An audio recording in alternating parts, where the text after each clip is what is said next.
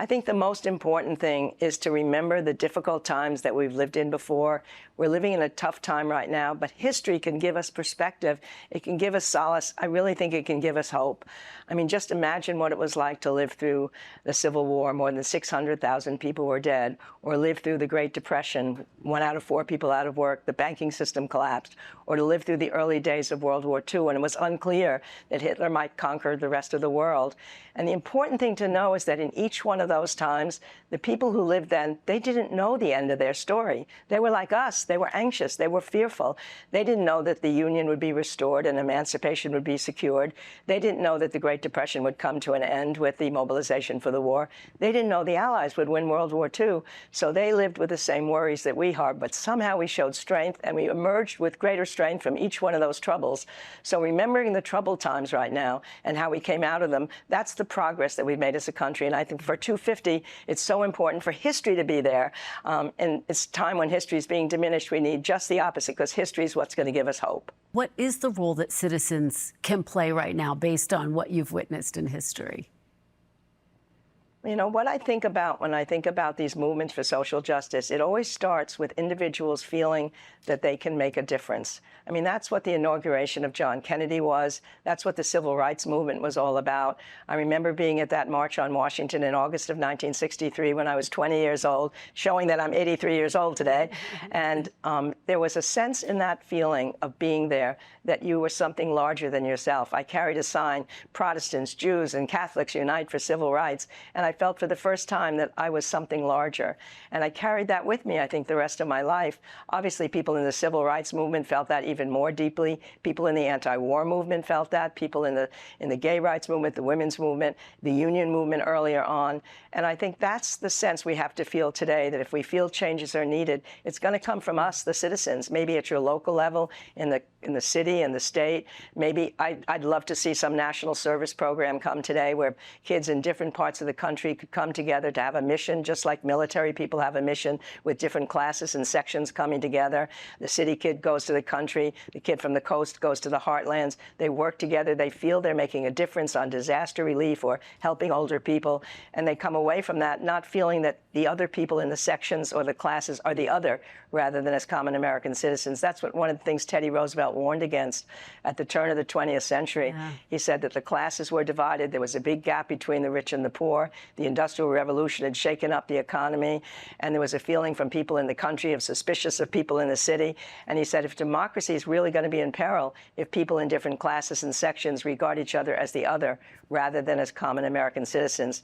And I think nothing more could make us feel common American citizens than letting that younger generation come together on a common mission and feel like they're doing something for the country. John F. Kennedy, who arrived in Washington as one of the youngest presidents in history, and his inauguration became one of the defining moments of the era. Why do you think that was, and why is his loss still felt so deeply today? Yeah, it's so interesting. I think part of the reason why it was so extraordinary for him as a young president to say the torch is being passed to the next generation, and to say the famous phrase, ask not what your country can do for you, but what you can do for your country, is it was already welling up in the late 50s, a desire to move forward. The civil rights movement was making strongholds, and there was a lot of feeling that we needed to work together. And then the signature program becomes the Peace Corps, which was an answer to what you can do for your country. And what it meant was somehow throughout the 60s, that sense that individuals could make a difference. You know, the sad thing is we so often remember the 60s with the assassinations of JFK and RFK and Martin Luther King and Malcolm X and the riots in the streets and the fires in the streets. And yet the greatest spark of the 60s was that belief that individuals held through much of that decade that they could make a difference. And again, we think of the assassination, but we have to think of what happened after that. And the extraordinary thing was that when Lyndon Johnson took office after John Kennedy died, that he would make the priority, his #1 priority, the passage of that civil rights bill. And his friend said, you can't do that. It'll never get passed. And then he famously said, then what the hell is the presidency for? And then he went for it, and he had talents, interestingly, that maybe John Kennedy wouldn't have had to get it through Congress. He started calling every congressman, every senator. He would call them at 6 in the morning. He would call them at noon. He would call them at midnight. He even called a senator at 2 a.m. And he said, "Oh, I hope I didn't wake you up." And the senator said, "Oh, no, I was just lying here looking at the ceiling, hoping my president would call." He brings the Republicans. They break that filibuster. The Civil Rights Act passes, ending 78 years of Jim Crow. And maybe there was the combination. In fact, when he went to the country and said it was my #1 priority, he said nothing would be more important for the memory of John F. Kennedy than passing that bill. So it was John Kennedy inspiring and Lyndon Johnson making it happen. And your late husband, Dick Goodwin, was also a part of that pivotal moment. No, he surely was. I mean, in fact, most importantly, he was involved in the Civil Rights Signing Act, and he went down there for that. But most importantly, the Voting Rights Act comes the next year. And what had happened is Lyndon Johnson had said that he thought voting rights couldn't come until 1966. We had to absorb the civil rights movement first. And he had a whole Great Society program that he wanted to go through. But Martin Luther King had other timing in mind. And he had the Great Selma March to protest the problems for blacks for registering in the South.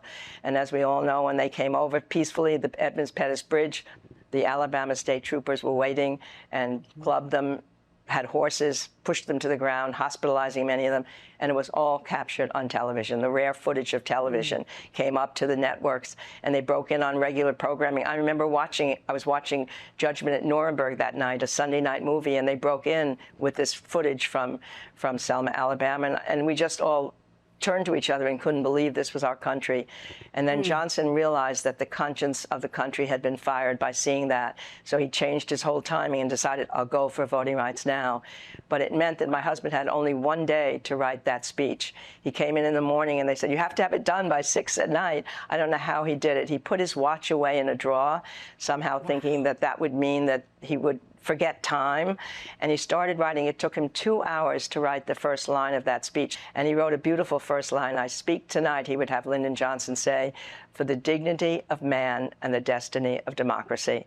And then he said, every now and then history and fate meet at a certain time in a certain place. So it was in Lexington and Concord. So it was at Appomattox. So it was in Selma, Alabama. That meant he was positioning Selma in those great moments of history.